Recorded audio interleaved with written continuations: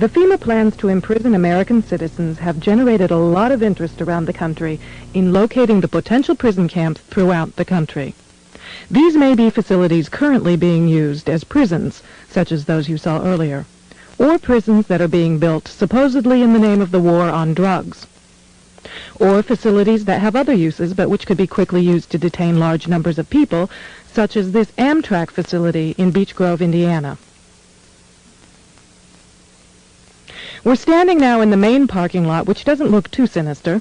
At this level, it is a very large parking lot, fenced on all sides by fence topped by barbed wire. It also has these electronically operated turnstiles.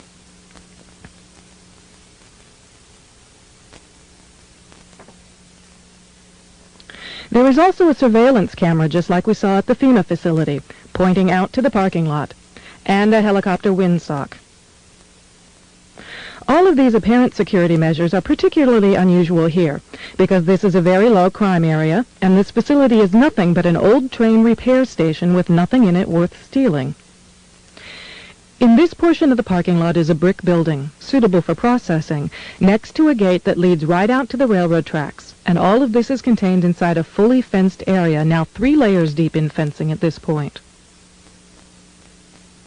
This U.S. Air Force train indicates federal and military involvement.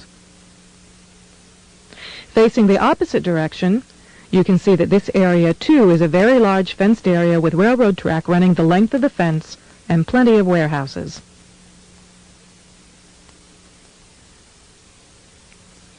This facility was supposed to have closed in June of 1993, yet instead several $million in federal funds have been spent on supposed renovations over the past 2 years. Helicopter windsocks and markers are evident throughout the property.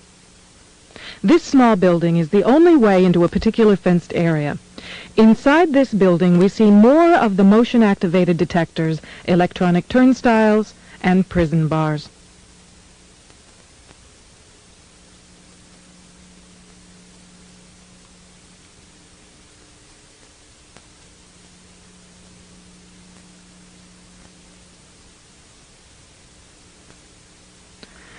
All of the renovations to this property have involved putting in new fencing, electronic turnstiles, concrete flooring in unused warehouse buildings, and putting in large gas furnaces on buildings that were never heated any time in the past 20 years.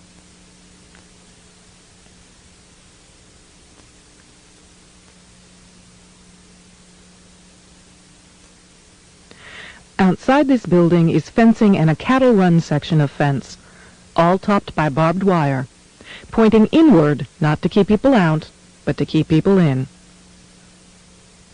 This was common throughout the facility, particularly the new fencing that had been erected.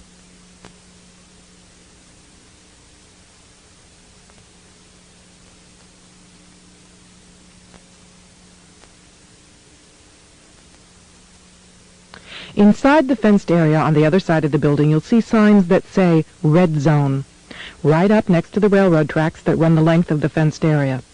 Next to the Red Zone sign, you can see closely numbered markers on the fences that are too closely spaced to be parking markers, just as if they plan to have people line up to board the trains.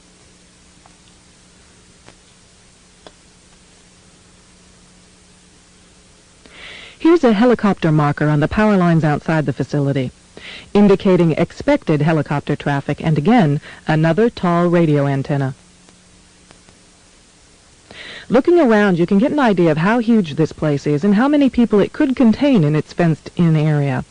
In yet another fenced area, we see a large warehouse building at the end, with the electronic turnstiles in front of it. The building is one that has a new concrete floor,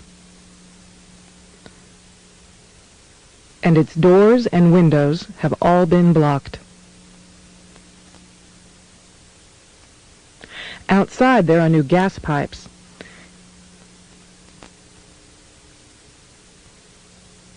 Even as we were filming, a black helicopter flew over us, observing what we were doing, which has happened many times when we have been at the facility.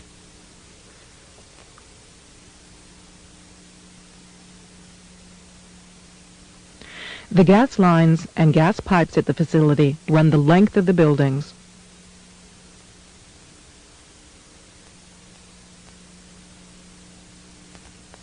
And come out at some very, very large, brand new furnaces that have been installed at the buildings throughout the facility.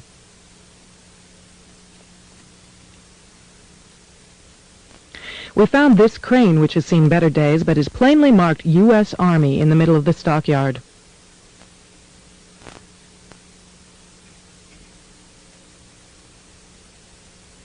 We found other fully working military trucks and equipment here at other times. Inside the facility, we found large fenced-in areas next to the railroad tracks marked Green Zone and Blue Zone, suitable for holding a lot of people. Many of the old warehouse buildings have had new concrete floors put into them. Unused sections of railroad track have been dug up and replaced, and from the supplies in the stockyards, it is obvious they will be doing even more construction and fencing.